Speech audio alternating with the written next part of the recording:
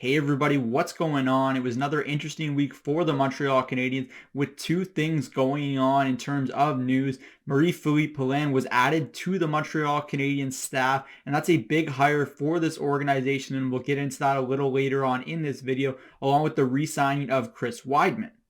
I think when you think of Chris Wideman, he's the perfect transition player for what the Montreal Canadiens are trying to do right now on the back end. He's a guy that doesn't mind being healthy scratch. Of course, he wants to be in the lineup, but he understands what his role is right now with the Montreal Canadiens, and he did so in a very nice presence last year. And I think that's something that he can build off of over the next two seasons. Even if it is a 2-year extension, the Montreal Canadiens can move him at the deadline if they continue to be as poor as they were last season this year. And I think that's something that a lot of teams can use: a power play quarterback, someone that can move the puck and enter the lineup and not look too bad when doing so. So I think this is a very wise decision by the Montreal Canadiens to extend Weidman. The thing is, the Montreal Canadiens currently have a lot of kids coming up from the minor leagues, and they have the potential to make the team out of camp next season, but that doesn't mean you shouldn't still have ready bodies around.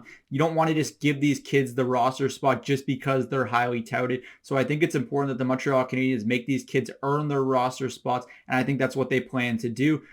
Now, with Poulin being hired in a part-time role for the Montreal Canadiens, along with Chris Wideman signing an extension, there was also news this week because Brett Kulak spoke to the Journal de Montreal and said some things that were interesting, including that he wouldn't be surprised if he ended back with the Montreal Canadiens this season. And I think that's a trend you're going to start to see more and more with Martin St. Louis at the helm. Now, the Montreal Canadiens are clearly doing a very good job of focusing on player development, and that's something they're going to have to do with a lot of incoming draft picks this season, including the first overall pick. And they hired Marie-Philip Poulin to work with their prospects in a part-time role while she continues on with her playing career. And I think this is a fantastic hire and a big one for the game of hockey as well. She is one of the greatest women's hockey players of all time, and I believe that she is going to have a massive impact on what the Montreal Canadiens do moving forward, especially as her role in the organization continues to move up. I think that Poulin is someone that can teach the Montreal Canadiens and their prospects a lot of valuable skills,